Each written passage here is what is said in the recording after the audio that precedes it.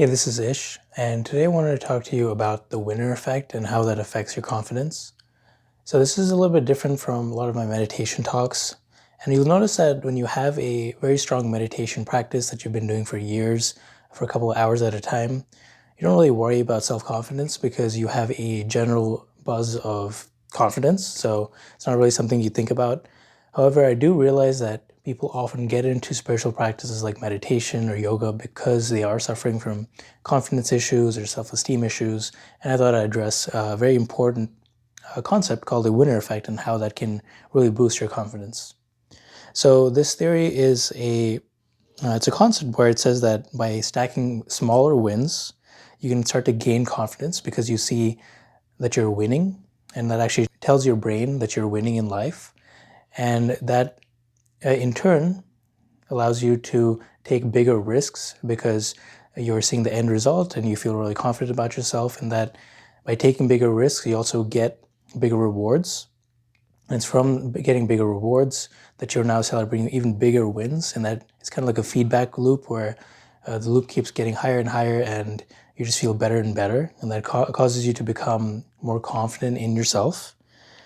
And they've actually done this they've done different studies on athletes and people on different teams, for instance, where they've taken football players, and when they're watching their favorite team play, they've measured their testosterone levels after the game has ended, and they found that the teams that have won, the players that are people that have been watching the games, have found that the testosterone has risen about 20%. And on the other side, the players have watched their team lose, their testosterone went down by 20%. So it actually works in the other way as well. So now you might be thinking, I'm not really a established lawyer or businessman or chess player or whatever the case is, so I haven't accumulated a lot of wins under my belt. Well, this is true, but you can also mimic the same effects of someone who is very well established by celebrating smaller wins. So I'm going to give you an example. So I used to work at a very cutthroat sales type of environment a few years ago. I didn't like it at all, but I felt that I learned a lot of lessons out of that. And I observed the winner effect in action. So during my training class, everyone virtually had the same amount of experience. And what really separated people that did really well and closed a lot of deals compared to people who did really poorly and eventually got fired was the winner effect in their mindset going into things. So our goal was to sell advertising, and we would call to different business owners and try to get them to sign up for advertising. And we often would talk to the gatekeeper, maybe a receptionist, who would then hopefully transfer a call over or give us the decision maker's number. And what would happen is we would go ahead and ask the gatekeeper, hey, can I get the business owner's number? So both the winners and losers would both try it equally, so they're both trying the same thing. But when the winners didn't get it, the successful people didn't get the number, they wouldn't beat themselves up over it. They would just say, wow, this is so amazing. I actually had the guts to ask the gatekeeper for the number, and I even had the guts to make the call in the first place. So they celebrated a very small win. And then from there, they kept trying, and then eventually they got the decision maker's number. They were able to call the decision maker number, and then try to get them to the pricing page where they can show them the different pricing options. And if the decision makers weren't really interested, they would hang up. But the successful people wouldn't really beat themselves up over that either. They would say, hey, wow, I got this decision maker's number. I took him through the whole pitch process, and I actually got him to the pricing page. This is so awesome. So again, they celebrated the small wins, and then they felt a lot more confident in themselves. And then the next time they made the next call, they were able to get the person to the pricing page. They were able to make the sale because they tried for it, and they really went for things because they were able to take on more risky behaviors. And that kind of, like I mentioned, formed a little loop.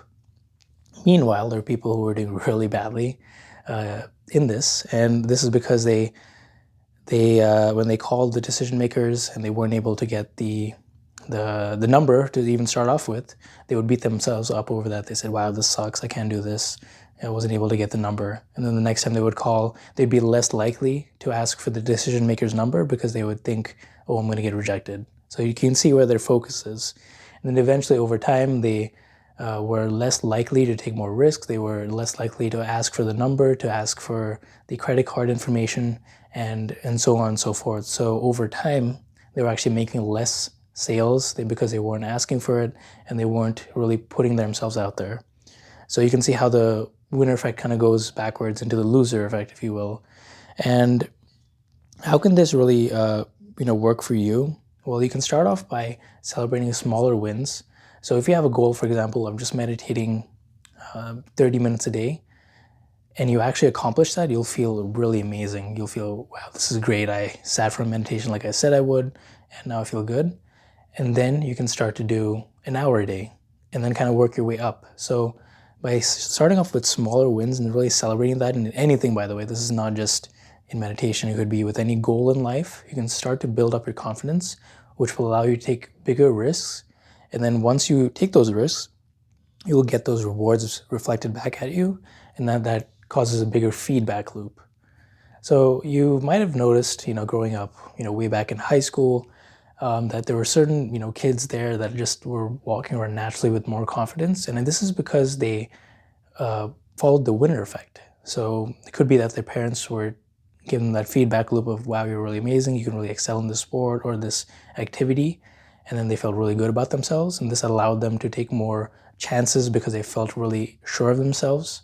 And because they approached things in a confident manner, they got the rewards that they were looking for, and that kind of formed that feedback loop.